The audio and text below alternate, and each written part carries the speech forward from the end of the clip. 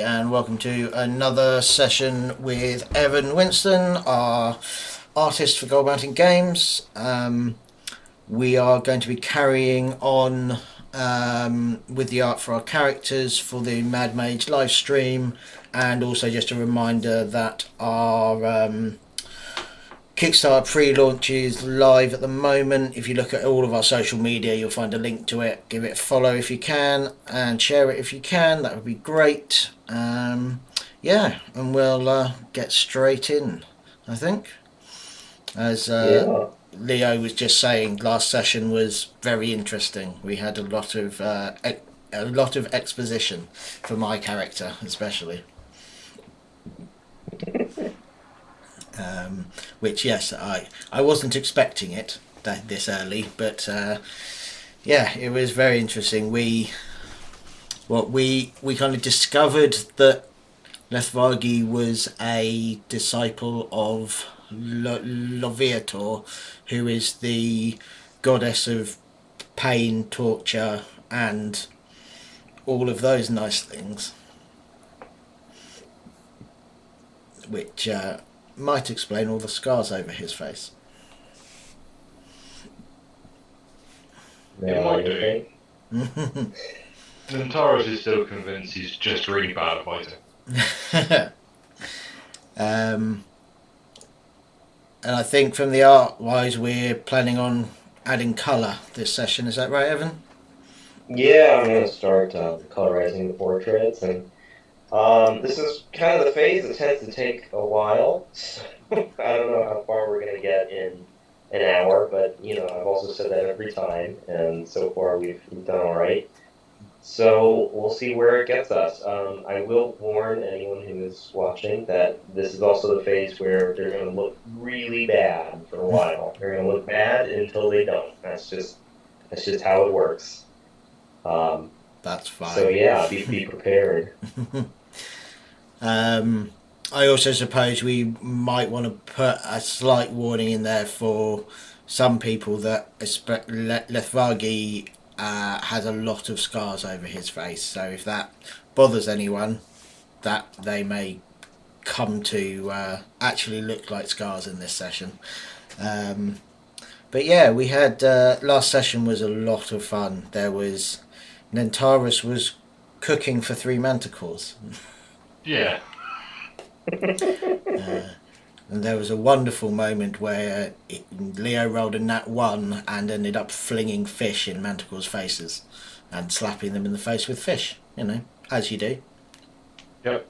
But it's fine, they're happy. They're eating the food and they're getting drunk. Yes, what did you... Dwarven whiskey salmon you were making them, wasn't it? Yeah. Yeah, so it was from one of my many barrels of meats. Was salmon, salted salmon, which I was frying off, and then tossing in a mixture of a strong ale and a whiskey. Because Leo looked at that and went, that fight's hard. Now they're all drunk. Yes, and we're not quite sure whether drunk manticore are better or worse to fight. That's provided, this alleged troll that feeds them doesn't turn up. Yes, that is true. So yeah, what did we do? We entered so we talked our way through a den of vampires, which I don't think the DM was expecting. Then we found a glyph on the wall that made Lethvargi impervious to harm, which was very annoying later on when he entered the temple of his goddess and proceeded to self-flagellate, but took no damage because of this protection he had on him. He was very upset. Someone has a sense of humor. Yes. I was thinking about that, Rob, because obviously from the description we received, you're effectively impervious to damage. Yeah. But you had that on when you got hit by the fireball coming out the door. Yes, I did. I think we covered that, and I retconned that damage. I think. Did you? I couldn't remember. Yeah, I think so. I was damaged already from. What was I damaged from? There was something else I was damaged from. I can't remember what it was. It was from the first session. I didn't think you were damaged. No, maybe not. I'll No, none I'll, of us did. I'll check with the DM. Yeah. And go through You it. you got rid of Dexel. Yes, I did get rid of Dexel.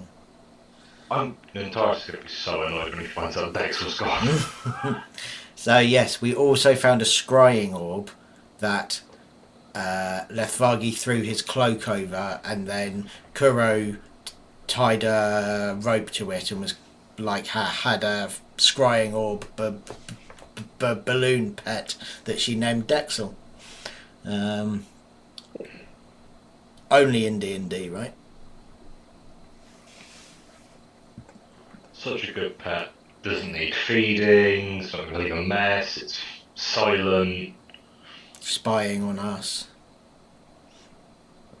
You take the good with the bad.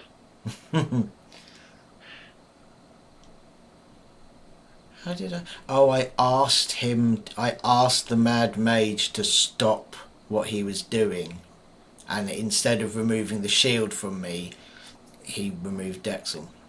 That's what happened, wasn't it? Yeah, you turned around and went. I can't remember his name.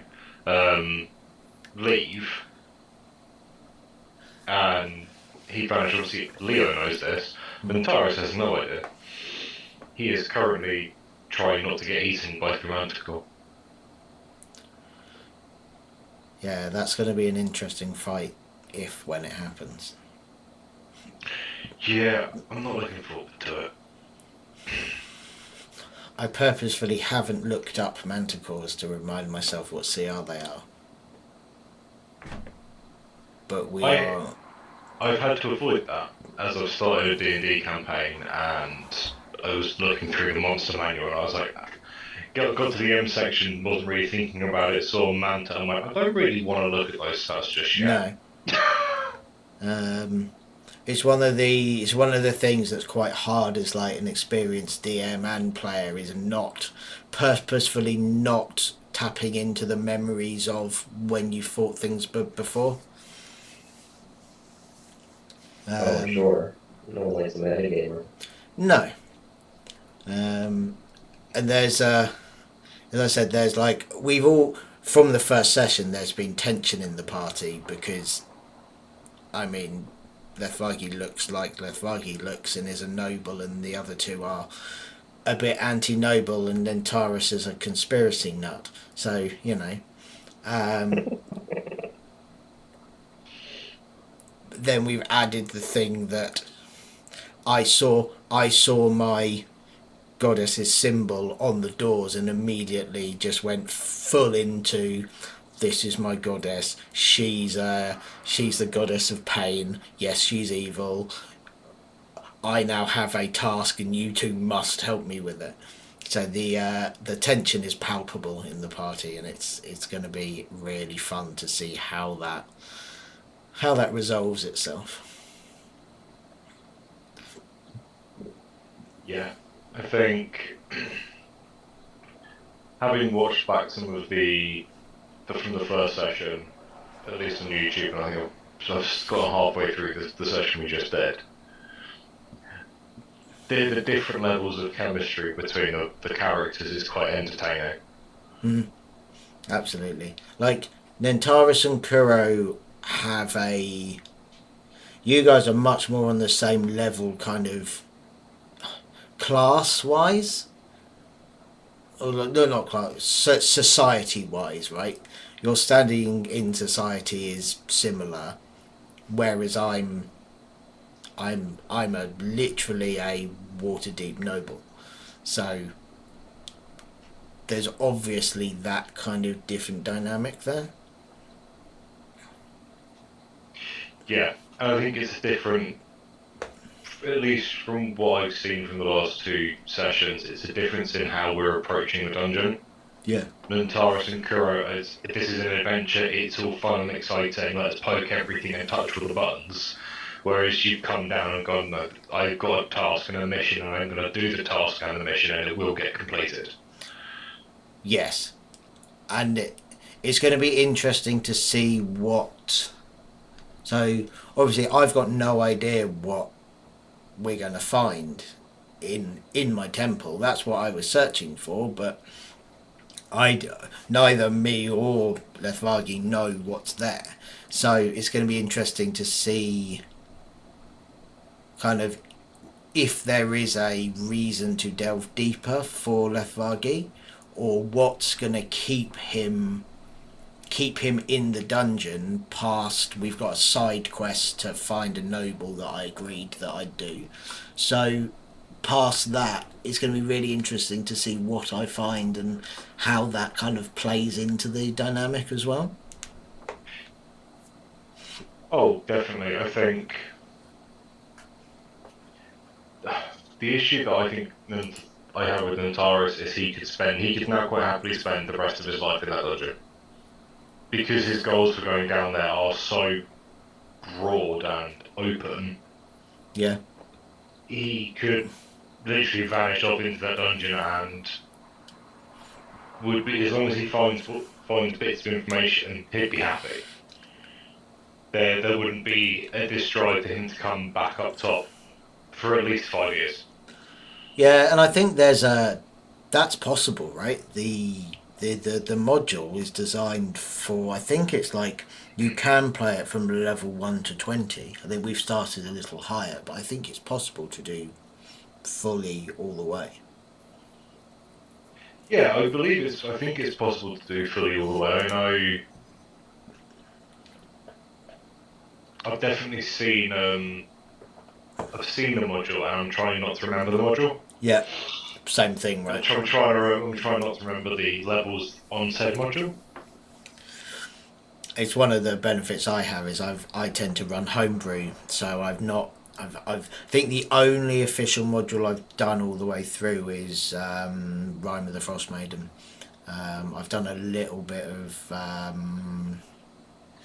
Baldur's Gate, Descent into Avernus, but apart from that, I've not done. I've done 2.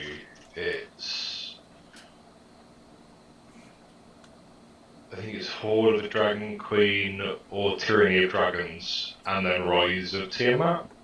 Okay, nice. Or whichever way they go around, Yeah. because I think they follow each other. Yeah. We got a chunk of the way through the second one, and then there was a questionable TVK. Those are, yeah, TPKs can be. I've only ever orchestrated one TPK, or like DM'd one TPK, and that was at the end of a 1-shot or a 3-shot, where it was kind of fitting that that's how it happened, but in a long-term campaign, I think it's very hard to have a justifiable TPK. It was one of the things that the DM was a good DM, and well, even though we were following the modules, we'd go off and do non-module based side quests in the years in different areas.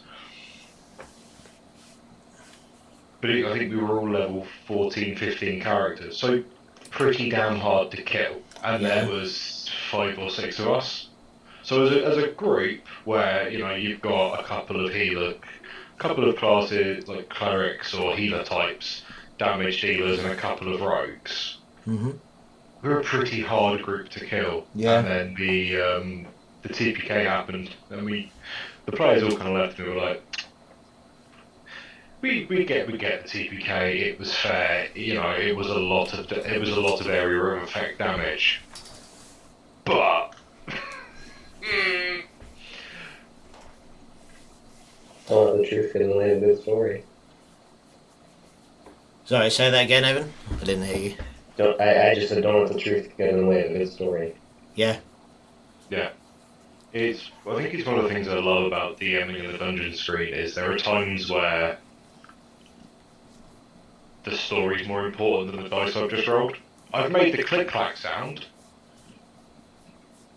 but I'm not going to kill the party off, or I'm not going to do something. I want the players to succeed because I can see they're on that edge of, oh yes, can we?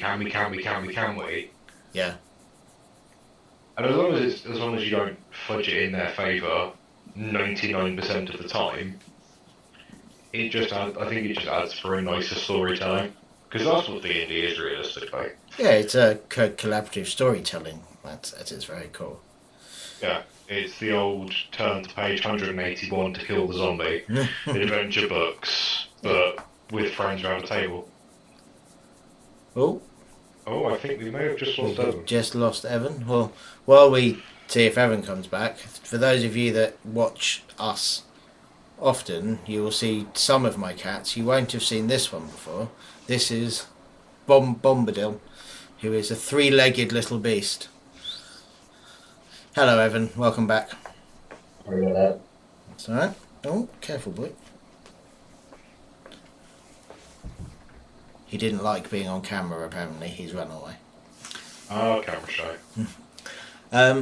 So, Evan, when you're starting to build up the colour, especially like skin tone, Mm-hmm. how do you do that? Because I've seen, you're clearly not putting the same colour everywhere. You've clearly got that kind of under the eye and down to the lip is darker. How do you decide that?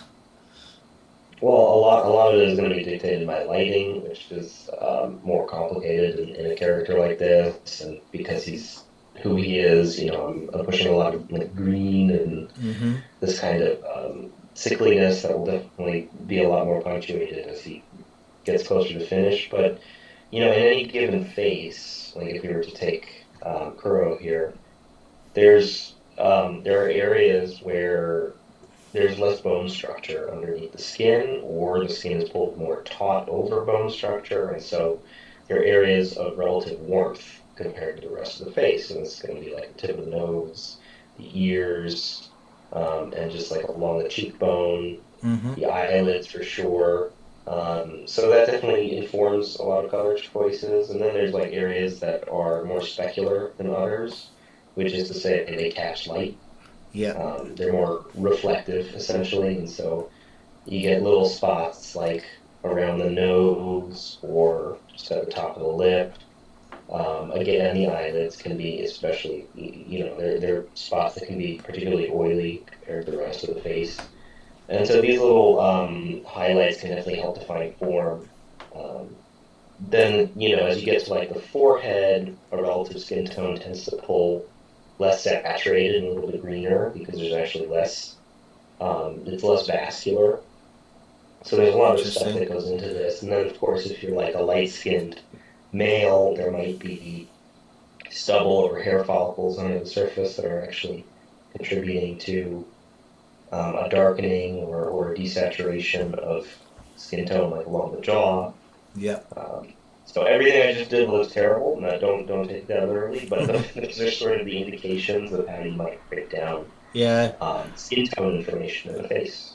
And I think one of the things I've noticed this before with you when we've been working on kind of species creation, especially non-mammalian things, is as an artist you have a lot of knowledge about biology and how different creatures are made up, how different kind of bone structures work, and all of that kind of stuff, where like you wouldn't usually think that that's a knowledge set that an artist would have or need, and actually it brings so much to everything you do. Well, I appreciate that, and yeah, it's definitely not like it depends on the kind of artist and the kind of art, I guess. But if you're in a position where you're designing, new creatures or species, and you need them to be believable and feel like, this is a thing that actually evolved according to some relatable sense of of rules of physics, of the physicality of the world, then those elements of awareness can really help ground a given design and make it just feel more real and fully realized. So Yeah, definitely, like anyone out there who's thinking of like being a concept artist or a creature designer, go to the zoo. Go to the zoo often and bring a sketchbook and sit and watch animals and study them, or go to a natural history museum and draw dinosaur skeletons. You just got to become like a really active observer of stuff like that, and it can really up your designs like crazy. yeah, absolutely. The believability question is something I always find interesting because I actually got into an argument with someone on Facebook recently. I know, shock horror, me arguing with someone on Facebook, but because someone asked for some feedback on a race that they'd made. And one of the things they had was, so in their description it was talking about an oily skin and an ability that gave them to slide across surfaces. And my feedback was mainly good. Everything else kind of fitted. It was really cool. But then I was like, I think that breaks the line of believability, because fine, if you're on ice or grass, fine. How is oily skin gonna help you slide across cobblestone? And I got into an argument with Yeah, how some, oily is the skin? yeah, and I got into an argument with someone else because they were like, "Oh, don't be ridiculous! You're talking about believability in a world with magic," and I'm like, "Yeah, but the magic has rules and it has boundaries, and yes, I can believe that if this is a magical ability, then it's magic. That's fine, but it's not. You're saying this is an oily skin ability." So how does that work? And it's that believability in magical worlds. I find a really interesting conversation to have because It it's the basic physics. So in a world with magics, in a world with like Dungeons and Dragons, magic exists, wonderful. I can snap my fingers, cast a wish spell, and have as much gold as I want, or change someone's life. But the friction coefficient of me walking on the carpet or me walking on a cobblestone is still the same friction coefficient. Because the baseline of physics is still physics. It's, while it may be described differently, gravity is gravity, shoot arrow up, arrow comes down. And yeah, by all means, you should have oily skin. But unless you are literally exuding gallons of oil, Yeah. you're not going to have that sliding ability. Because what I find funny, and I can't remember the original content creator's name, is they looked at the building blocks of dragons and how we view them and how we draw dragons. And they've all got the really wide chest scales, kind of singular chest scales that go down. You only get them on snakes, and that's because they use them to crawl across the ground. They don't have legs. So a dragon wouldn't need them because a dragon has legs and therefore doesn't slide around on its stomach, needing these kind of breastplates to dig in and pull themselves along. So they then designed and drew a picture of a dragon which had the same scales all the way around it, like similar to a crocodile. yeah, And they went, this would be a more accurate representation of a dragon because it uses its four limbs. It doesn't crawl around like a snake does. yeah, And I found that really interesting because until someone says that you don't, and like for me, who's not an active observer in kind of the xenology and xenomorphology of creatures, I didn't think about it. I was like, well, that's just dragon. yeah. Dragon looks like that. And then when someone explained it, I was like, actually, yeah, that does make sense. It's interesting you mentioned the dragon because one of the things that I touched on a second ago was when Evan and I were working on the Dragonborn in the Saltwich Isles setting, and going, well, let's actually think of them as reptiles. Let's actually think of them how they would have evolved and what they would look like based on that. And we actually came up with much more lithe, much more kind of lizard-like rather than dragon-like. And I found that really interesting because they are. Yeah, they're much less like tank-like and invisible. They have, long, delicate necks, Yeah, really thin, delicate waistlines, their torsos, their soft abdomens. And so it was fun for me thinking of like unique clothing schemes for them, like how they protect that neck, yeah, in terms of armor, things like that. So those are always fun design problems to solve once you settle on like this kind of physiological approach to a new species or creature or what have you. yeah. And we had the same thing with dwarves, didn't we? About the there's always this argument, and it's been going on since Tolkien of do female dwarfs have beards? And ours definitely do. Ours definitely Yeah. do, because why would a dwarf have a beard? Why are dwarves so beardy? Keeps all the dust out of their face. Yup. Which is why we have facial hair, right? Our eyebrows keep sweat out of our eyes. Moustaches keep sweat and dust out of your mouth. Beards collect the dust. It's so it makes perfect sense when you're going looking along that line. Well, of course, female dwarfs have beards because they've evolved in exactly the same spaces as the male dwarfs. The catch up to that though is actually yeah, like I said, about being a fantasy race, they wouldn't hold the same human standards No, of an and evolutionary tract. it it's a really interesting conversation to have of if you take away human societal standards, which in our world a lot of them come from the Victorian period, and the British Victorians were the most stuck up people that have ever existed anywhere ever. That's where a lot of our kind of what we think is culturally normal comes from. Before the Victorians, a lot of this stuff was not anywhere near as set in stone.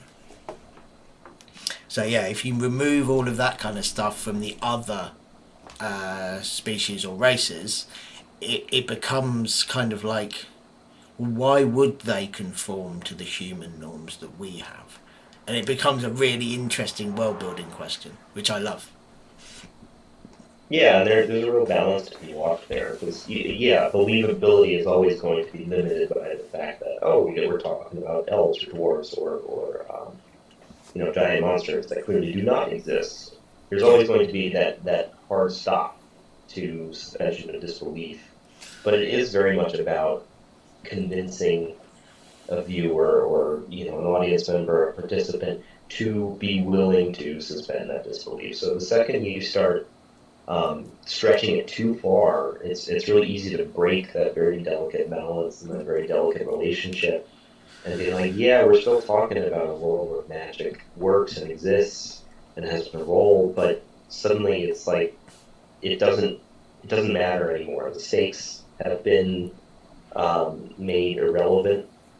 My ability to suspend my disbelief long enough to be immersed in this world has been broken. yeah, And all of a sudden, I find it harder to care about, character struggles or lore or whatever the case may be.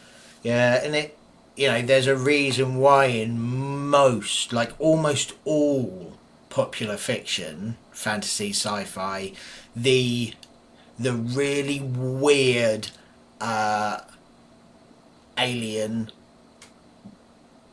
are not the main characters. They are either the plucky sidekick or they're the enemy, because there's something about most brains that will push back against something that is so. If something is so far away from humanoid, our brains just don't like it. We rebel against it. We can't picture it. It doesn't become easy for us to see these characters in their scenes. And you also get the thing of going like, it is the Tolkien problem, right? Of going, everyone who's into fantasy in any way, shape, or form, you say dwarf, they picture a Tolkienian dwarf. You say elf, they picture a Tolkienian elf. And you can't pull them too far away from that, otherwise, people don't like it. So, like, sorry, go on there. You get the same with personality in society, like fantasy societal tropes. So most films you see, elves are regal, posh, arrogant nobles living in a lap of luxury in beautiful weaved wooden homes. Orcs are barbarians. Yeah. And I really dislike that because for me, why are orcs thick-headed, brutish? Why can't they be the height of society? Which is a really lovely segue into our elves and our orcs. So, I'm similar, right? I love orcs, I love goblins, and I love trolls. I think they are really interesting. I've always liked them. I've always played them in games that have them. But why are they relegated to the enemy? It does so little. Like, there's so much unexplored territory there. So in Saltreach Isles, which is our setting, Goldman Games' setting, the orcs are civilized. Now they're still recognisable as orcs, but they are, and I shouldn't really use that term civilized, sorry, but they have rich, deep culture. They are a fully equal part of the nations of the world. And creating that culture while still keeping them recognisable as orcs was a lot of fun. Yeah, because I've started a homebrew campaign, and in it the elves, regardless of subtype of elf, they are a warring nation. They want bloodlust, they want war, they want death and conquer. Because for me, it's the polar opposite to how elves are perceived. Yeah. But it's meant you've got that regal society. There is the finery, rather than them having pets like mastiffs and mice. They've got displaced of beast kittens and owlbear cubs. There is that element of, well, these are elves, and there is some elvish tropes, but it is a regimented military. Mm-hmm. And I think some of the players that have looked into the backgrounds and the lore one of them's chosen a high elf character based off of that. But their backstory is brilliant because they've really leaned into it, and they've leaned into the fact that brother did this, I've done that. I'm keeping it relatively vague in case any of the players are watching and/or watch videos. But the orcs in my campaign are peaceful nomads, and they travel with centaurs. They're still orcish. There's still that hierarchical tribal nature, but they don't care for war. They're more your druids. Yeah. Yeah.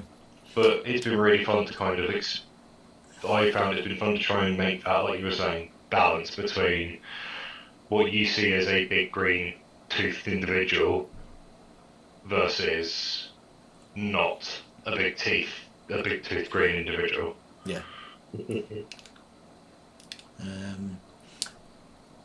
It's one of those things that I feel like challenging the stereotypes is important in fantasy because it paves. You can tell a more interesting story, but also it's one of the things that kind of helps pave the way for challenging stereotypes in general. I'm all for that. Like, it's one of the things, again, with our elves. I'm really pleased with the art that Evan did for them because the elves are still recognisable as elves, but they are uncanny valley. They are alien looking. Now they're still graceful. They are still elves, but there's something a bit off about them, and it works really well because they're not just I think it's your favourite phrase, Evan, is they're not just humans with pointy ears. Yeah, that is my favorite phrase.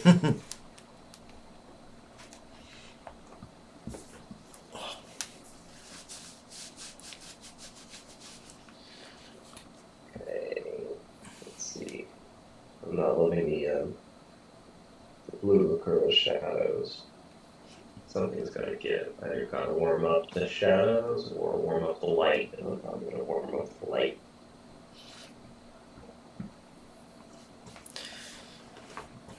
It is fascinating watching how you do all of this. I don't like. Well, I mean, this stage is easy to hate. It really, especially because I'm just painting directly over the line work, and so we kind of lose a lot of the detail and all of that had been established with the drawings. Um, and so, yeah, it's a really easy stage to lose patience with too. If you haven't like been down this road before, you just hit a point where you're like, I can't live this anymore. It looks terrible. It's not coming together. And then, another 2 hours in, and boom, it does come together in the portrait. We're obviously not going to get there on this video, but you know what? I will take these 3 closer to finish offline, and then in the next session, maybe we can do something a little bit different. Yeah, I think that makes sense. We were also talking before about maybe doing some scenes from the show. That would be interesting to do as well, because there's some really interesting. There's some interesting scenes already that I think would be quite interesting to see painted out. Mentara's flinging fish into Manticore's faces, for example. Hey, it got you into where you wanted to go without us having to fight them immediately. It did. I am saying nothing about the success of your plan. It was well executed. It's also hilarious. Yeah. It's actually really nice. I do love doing portraits, though. It's just kind of like, I think I mentioned it in the very first session, that it's kind of a really zen headspace for me. Because, even without reference, you can just kind of paint and paint and paint and paint, just lay on, especially the way I paint, you just lay on these shapes of color and, watch them assemble a recognizable face with distinct features, and it's a lot of fun for me. I think I say, like you said a few times, that this doesn't look good in your mind, but like I'm not sure I agree, because I understand that it doesn't look like a finished product, right? It looks like, oh, you've just slapped some stuff on, but actually it reminds me of those kind of the oil paintings, where you've got those really kind of chunky bits of colour, and it's not about the individual bits looking perfect. It's about the whole thing as you look back, and it's very reminiscent of that. And it's, as always with watching you work, it's really interesting seeing how you go about it. It's like when you did Nentaris's horns. I was like, oh, you've drawn 3 lines and there's a horn there. How did you even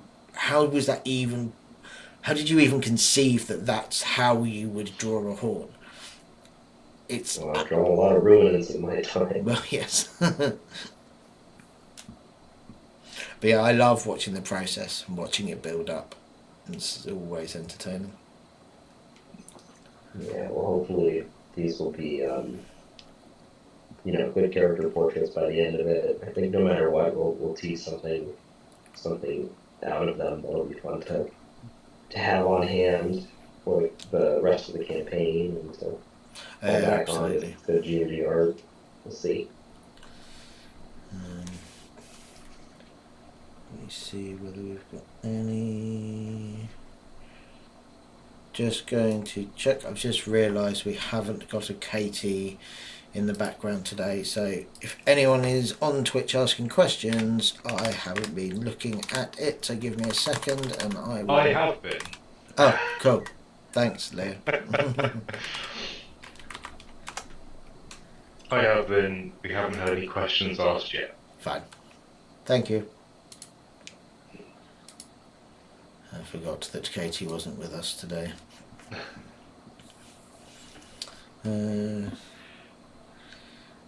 Right. We've got about 15 minutes left, Evan, just so you know. Yeah, I'll go ahead and jump to Taurus, I think. We're still gonna have a long ways to go, but that's okay. It's a marathon, Okay, not a sprint. a little bit. And Taurus. Let's see. Okay.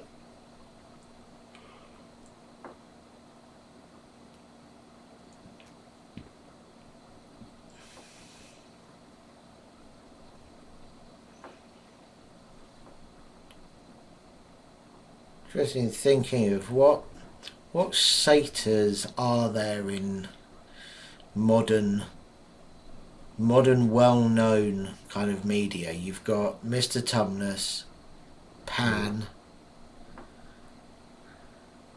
Are there any others? I think that might be it. I guess technically you could include the Pan's Labyrinth. That's what I mean by Pan. Yeah. Yeah. Right, that makes sense. The Percy Jackson films. Oh, I haven't seen them. Yeah, you've got the Percy Jackson films where the satyrs, they're more... They've got goat legs, horns, human face, human kind of features, bar horns and goat legs. Okay. Beyond that, you'd then be looking at kind of the more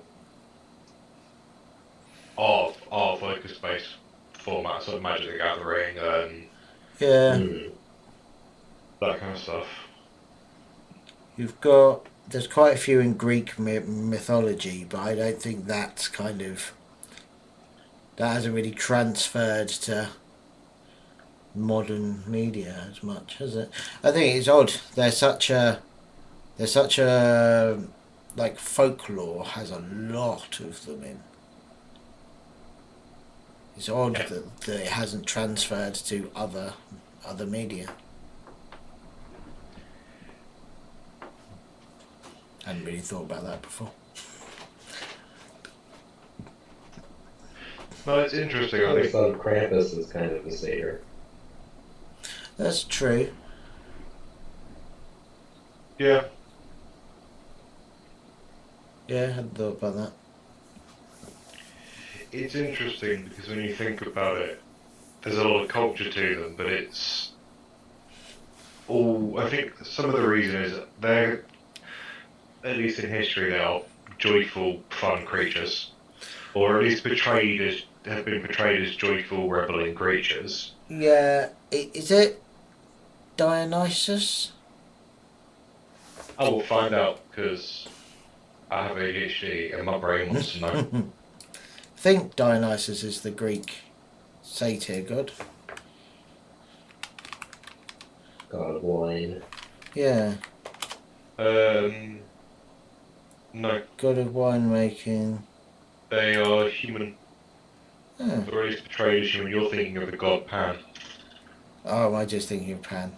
Probably. Yeah, you're thinking of the god Pan There we go then. from ancient Greek mythology. God of wild shepherds and flocks, rustic music, and impromptuous, and a companion of the nymphs, according to the ever-reliable wiki. There we go.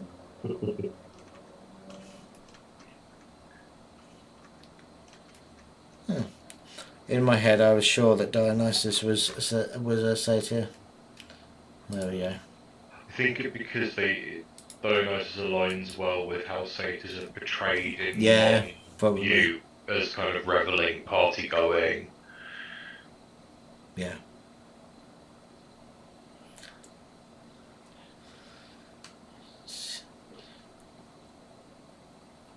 Nantaris is the only party member who's not pale, apparently. All that time in the sun. Yeah. Yeah. That poses his natural resting face. It's just constantly head up at the sun, Yes. unintentionally looking down his nose at everyone. He is annoyingly cheerful.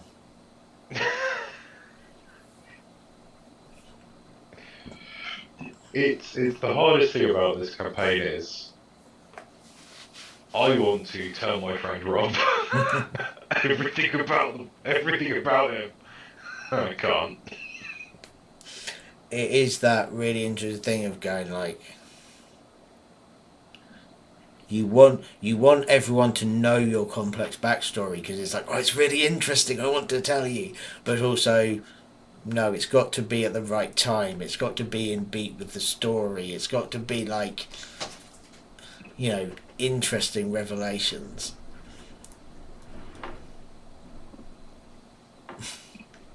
I'm sure he's got a dark, twisted history. Yes. Price of all that cheerfulness. It's all just a mask. He's actually just really arrogant. Look, only I'm supposed to base my characters on me.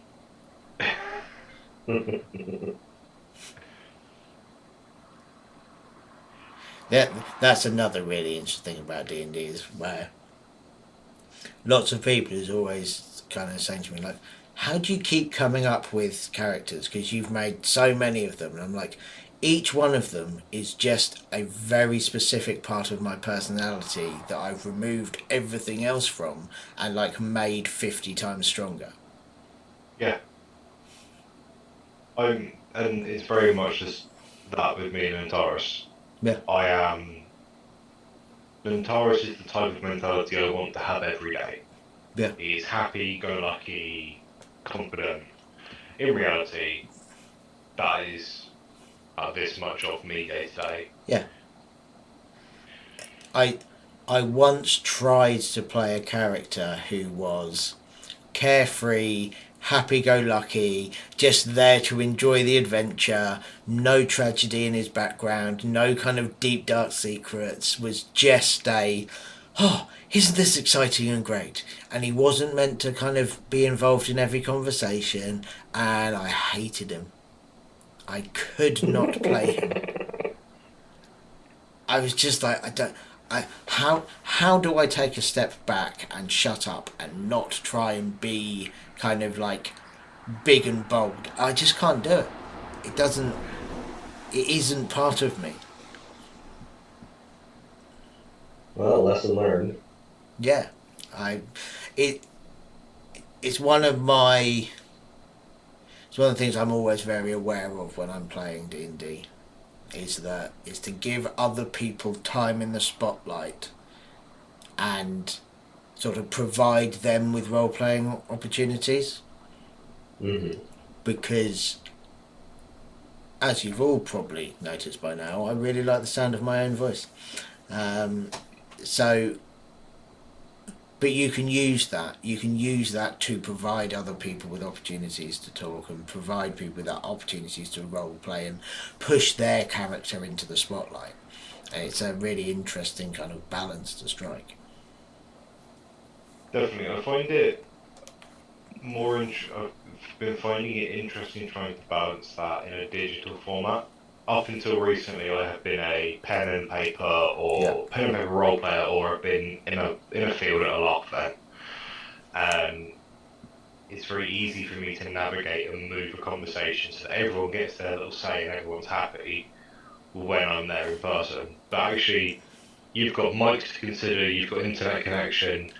If I'm talking and you start talking, Rob, you're going to cut in and copy over what I'm saying, which then means you don't hear it. Yeah. And you don't have anywhere near the number of clues and cues that you do in person. Like, you can only see this box of me, so you can't see all of my body language. You can't see, and you're not as zoomed in on my face, because if we're having a conversation normally, like, the camera's 2 feet away from me, that would be like we were standing 4 feet apart. We usually stand slightly closer than that in person, so you don't see all of the facial cues and all of that kind of stuff. So trying to time it and get used to leaving space for other people to come into the conversation is a completely different skill set. Yeah, and it's a skill set that it's helpful in the real world, but it's a pain in the arse to try and master. Yeah, you have to get used to the delay is the main thing, I find, and especially if you're role playing those really exciting moments, that moments where your character would interrupt, or you would suddenly shout or jump or scream or whatever it is. That's much harder to do without causing upset online than it is in person. It's a balance, definitely. With the group I'm DMing for, I've turned around and said, like, if I'm role playing with someone because they've walked into a shop, and you want to have an in-character chat, we have a Discord server. Write it in the in-game chat, because you can type to each other. If it's a 15-minute conversation with one player, talk to each other in type, because it just means I can get through it. If you keep interrupting, I can't get through it. Yeah. To be fair, they're a lot like us on a Sunday. There is a talk moment. There's kind of a few moments of silence that someone can pick up. Yeah. Or can step in. Yeah, it's definitely a skill. There are also, as well now, quite a lot of the video programs have a raise your hand button. I think Zoom has it, I can't remember, but which is very useful. Cool. Right, we are 2 minutes away. I mean, we're obviously, a miracle is not happening in the next 2 minutes, but we've got something now. I'll go ahead and take these guys to a finish, or at least closer to it offline. And, we'll update the character portraits for the stream, but, this was kind of fun. Never done 3 at once, kind of jumping between them before, so fun challenge. Don't think I quite nailed it, but that's alright. This is as much a learning process for me as anything.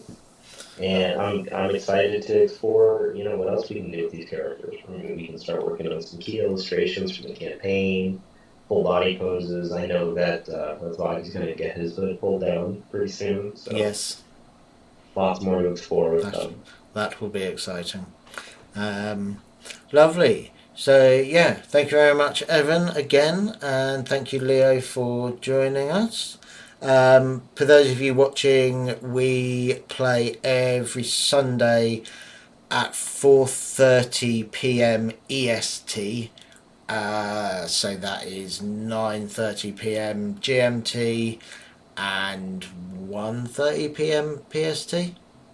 Yes. I think. So do please join us there. You can watch the first 2 episodes on YouTube at the moment, or on Twitch. And as I said, please do follow us on all of the various social medias. Gold Mountain Games. We have a Kickstarter launching on the 3rd of February for our second zine. This is the first zine, so it's for the second one of these, which again features Evan's incredible art. Thank you very much. Please do all of the liking, subscribing, and the various things on various platforms.